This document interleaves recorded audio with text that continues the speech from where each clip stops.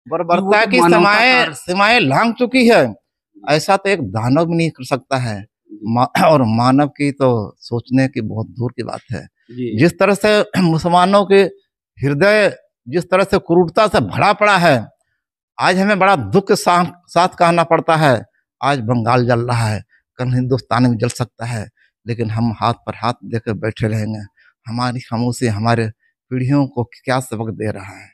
मैं उन तमाम हिंदू नेताओं से भी कहना चाहता हूँ कि आपने मुसलमानों को हितैषी देकर उनको प्रोत्साहन किया, लेकिन आपने क्या यही दुर्दशा देखने के लिए प्रोत्साहन किया कि कल हिंदुस्तान में तुम राज करो और हमारी बहू बेटियों को इज्जत लूटो, सरेआम हमारे गर्दन काटो।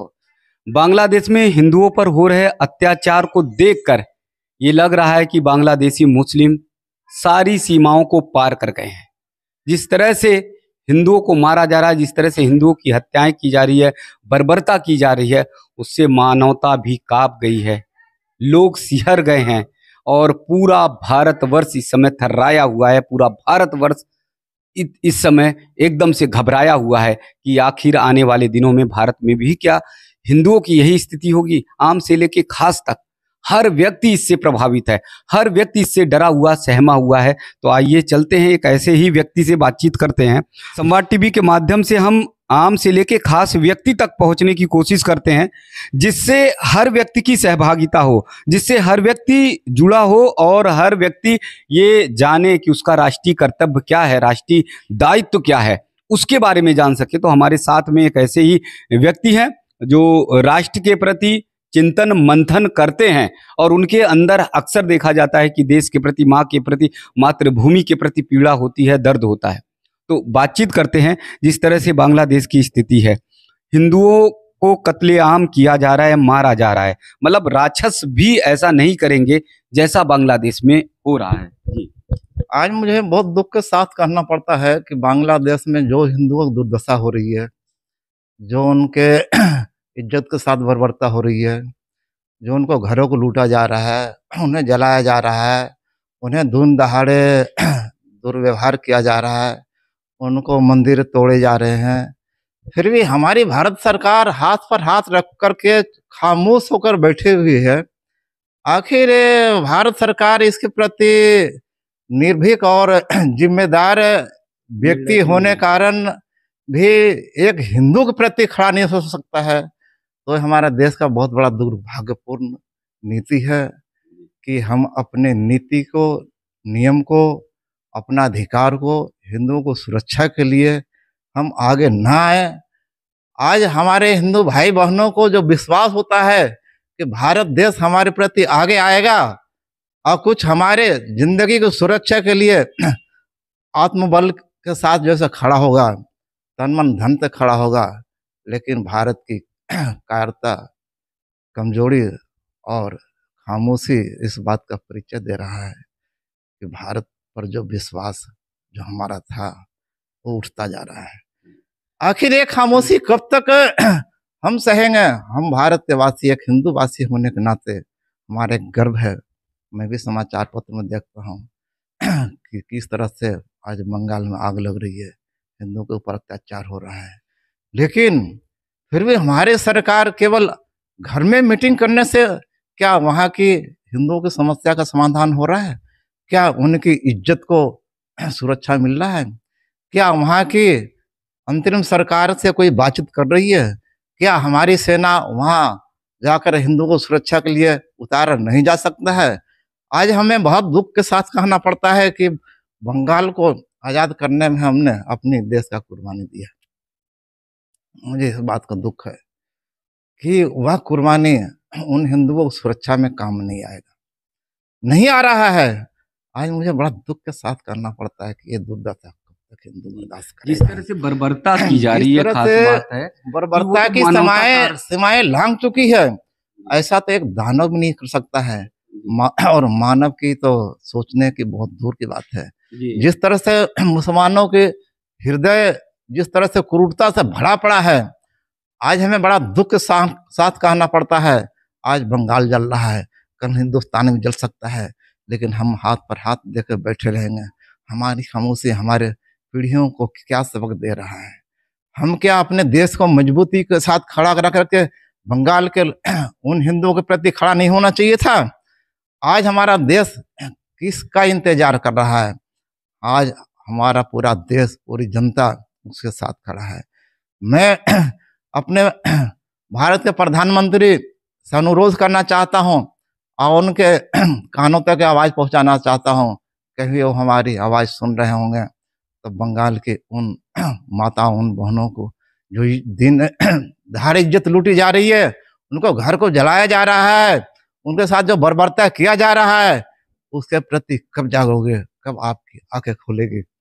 कब हिंदुस्तान का एक भरोसा लिया जा सकता है कि हिंदू हमारे प्रति, हमारा भाई बंधु, हमारे पिता, हमारे माता बन के खड़ा होगी? क्या हमारी भी दुर्दशा कल को होगी तो हम हिंदू लोग हाथ पर हाथ देकर बैठे रहेंगे? क्या हम बंगाल से आज कुछ सबक, बांग्लादेश से कुछ सबक सीखने के लिए तैयार नहीं है?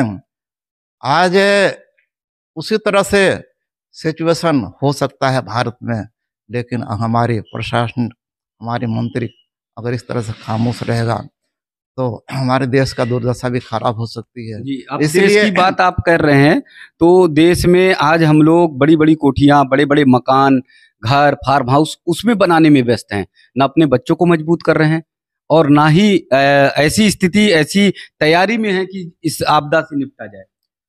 हमें आपदा से निपटने के लिए दो कारण हैं और दो रास्ते हैं।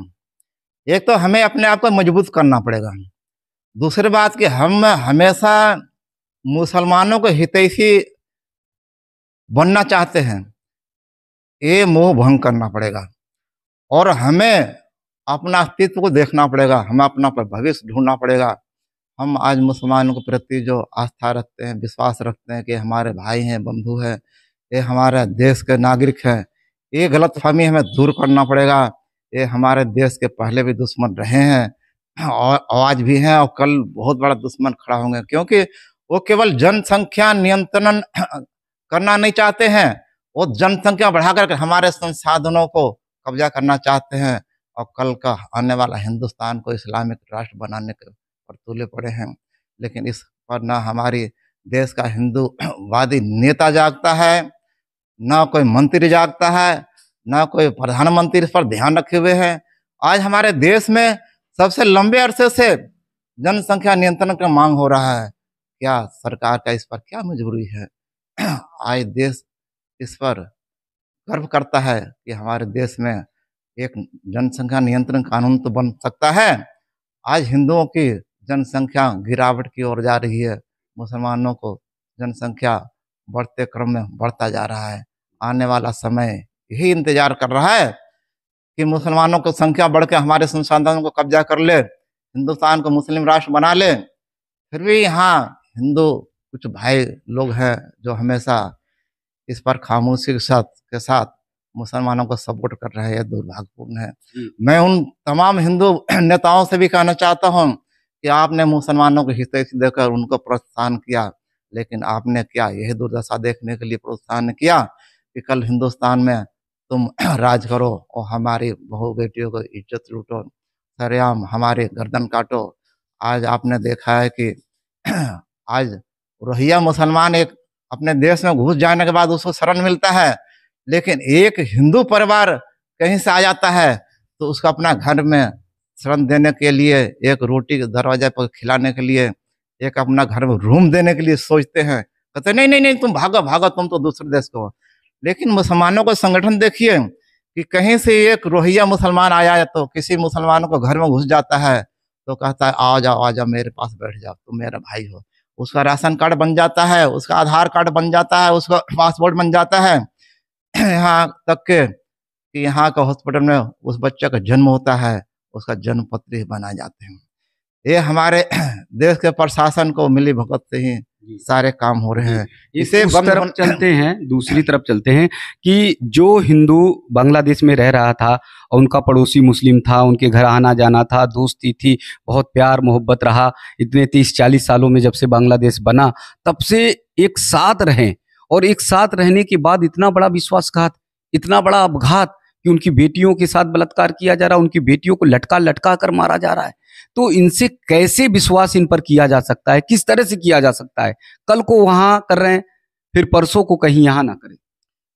इसी बात का मुझे दुख है कि आज जिम्मेदार सरकार का एक कर्तव्य बनता था जी, कि बांग्लादेश में जो हिंदू प्रताड़ित किए जा रहे थे, उसके लिए तत्काल तुरंत सेना भेजने की जरूरत थी, उसके साथ खड़ा होने की आवश्यकता थी, उसकी सुरक्षा के लिए मैदान में उतरने की जरूरत थी। उसके लिए मुझे आर पार की लड़ाई भी लड़ना पड़े तो हम तैयार हैं। ऐसा शरीर, ऐसा अपना जिंदगी क्या काम का जो एक भाई को काम ना आवे। मुझे बड़ा दुख है कि प्रधानमंत्री को इसको संज्ञान तत्काल लेना चाहिए और तुरंत एक्शन में आना चाहिए और बंगाल पर चढ़ाई करना चाहिए और वहाँ को हिंदुओं को सुरक्षित भारत लाया जाए।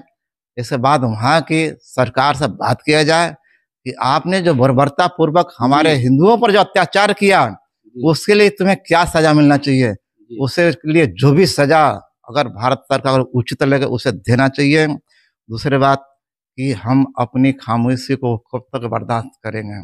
जी, हम अपने बहू बेटियों को, अपनी माताओं बहनों को उन कठमूल्यों के सामने, उन कट्टरपंथियों के सामने, उन जिहादियों के सामने उनकी इज्जत और आबरू के साथ कब तक खिलवाड़ करते देखना चाहते हैं।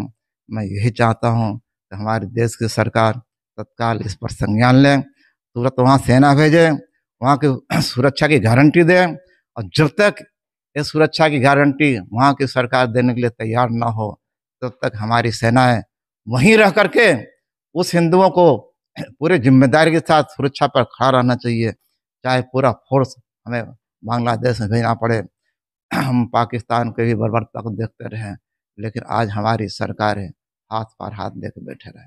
क्या 1947 की तरह भी आज भी माजरा देखना चाहता है कि हिंदू वहाँ से कट कर आते रहे, हम उसकी लाशें को जलाते रहे? ऐसा होते देखना क्या भारत सरकार का ही उचित कदम होगा? क्या भारत सरकार के ऊपर हमारे देश का जो विश्वास है ये टूटता नहीं जा रहा है? आज हमारे देश की खामोशी, देश की सरकार की खामोशी, ये हमारी एक सबसे बड़ा कमजोरी का परिचय दे रहा है। साथियों, मुझे ऐसी सरकार को भी लगता है मुझे बदलना पड़ेगा जो हिंदुओं को, हिंदू के समय आपत्ति के समय भी काम ना आवे, वैसे सरकार किस काम का। मैं मोदी सरकार से यह अनुरोध, यह विनती, यह प्रार्थना करता हूँ कि इस संज्ञान को हल्के में ना ले, क्योंकि वहाँ के हिंदुओं को दिन दुगना रात चौगुना किस तरह से एक एक पल, एक एक मिनट भारी पड़ रहा है। बिताना भारी पड़ रहा है। यहाँ की देश की जनता वहाँ जाकर देखे, यहाँ देश की सरकार जाकर देखे। ना देखने पर आज तुम्हारी खामोशी कार्यता का परिचय दे रहा है और कल हिंदुस्तान भी इसी तरह से जलता रहेगा और तुम इसी तरह से हाथ पर हाथ देकर बैठे रहोगे। नतीजा कुछ नहीं निकलेगा। समय रहते हुए जागा नहीं आपने, कुछ कदम नहीं उठाया, इससे बढ़ के दुर्भाग्य और कुछ नहीं हो सकता है। देश का जनता का मनोबल टूटते जा रहा है। हमारे देश में सेनाएं की कोई कमी नहीं है। आज हमारे देश में संसाधनों की कोई कमी नहीं है। देश में आत्मबल की कमी नहीं है। देश में आदमी की कमी नहीं है और देश में किसी भी तरह का शक्ति कमी नहीं है। लेकिन फिर भी अगर हमारी सरकार है इस पर खामोश रहेगी तो हमारी दुर्दशा खराब होते रहेगी। हम अपने अधिकार को नहीं पहचानेंगे, हम अपना कर्तव्य को नहीं निभाएंगे तो हमारी आने वाला पीढ़ी भी हमें माफ नहीं करेगा। और यही हमारी सरकार से अंतिम निवेदन। विनती प्रार्थना है जी, कि बिना समय गवाए हुए, बिना कोई देर के हुए, बिना कोई सोचे हुए केवल घर में मीटिंग करने से काम नहीं चलेगा। अभी हमें उस जगह पर खड़ा होना पड़ेगा जहां देश हमारे हिंदू भाइयों को इज्जत आबरू के साथ खिलवाड़ किया जा रहा है। आज उनका एक सबसे बड़ा मनोबल था कि हिंदुस्तान के हिंदू भाई लोग, हिंदू प्रशासक वहां से जागेगा और हमारे पास आएगा और हमारे साथ खड़ा होके हमारे कंधे से कंधा मिला करके हमारी इस दुर्दशा को बचाने में हमारी योगदान करेगा। उनका मनोबल टूटता जा रहा है, हम विश्वासघाती हो रहे हैं, उनके विश्वास को खड़ा पर नहीं उतर रहे हैं। ये हमें आने वाला पीढ़ी, आने वाला समय वहाँ के हिंदू भाई भी हमें माफ़ नहीं करेगा। इसके लिए हमें बहुत बड़ा सजा भोगना पड़ेगा और हमें इस कुकृत्य में साथ न देने पर हमें ईश्वर भी माफ नहीं करेगा। हम ईश्वर के भी दोषी हैं, आदमी के भी दोषी हैं, जनता के भी दोषी हैं और मैं यही चाहता हूँ जी आप देख जी हाँ कि इस समय बिना गवाए हुए तत्काल इलेक्शन में आए सरकार और जनता से जो भी सहयोग मांगना चाहती है सरकार, जनता उसके साथ खड़ा है। अगर हमें वोट पर जाने की आवश्यकता पड़े तो हम तैयार हैं, हम अपनी कुर्बानी देने के लिए तैयार हैं। आप देख सकते हैं। जय हिंद जय भारत। जय हिंद जय भारत के साथ आप देख सकते हैं कि कैसे आम जन के आंखों में भी आंसू है, आम जन की आंखों में भी दर्द है, तकलीफ है। आप ये पूरी तरह से समझ सकते हैं और पूरी तरह से सभी ये मांग कर रहे हैं, देश के लोग भी मांग कर रहे हैं कि वो बॉर्डर पर जाने के लिए तैयार हैं, बस एक बार अनुमति दी जाए। क्योंकि लोगों को पता है, यहाँ के देश के लोगों को पता है कि आने वाले 2, 4, 5, 10 सालों में बहुत बच पाना यहाँ के लोगों के लिए भी नामुमकिन है। तो इसलिए अब देश के लोग चाहते हैं कि एक बार निर्णय हो जाए, एक बार आर पार हो जाए। कम से कम जिस तरह से बांग्लादेश में स्थिति हो रही है, भारत में तो कम से कम ऐसी स्थिति उत्पन्न ना हो। संवाद टीवी लगातार लोगों तक पहुंच रही है, आम लोगों तक पहुंच रही है, खास लोगों तक पहुंच रही है और लोगों से बातचीत करके बस यही कि बांग्लादेश में बहुत हो गया, बहुत हो गया, बहुत।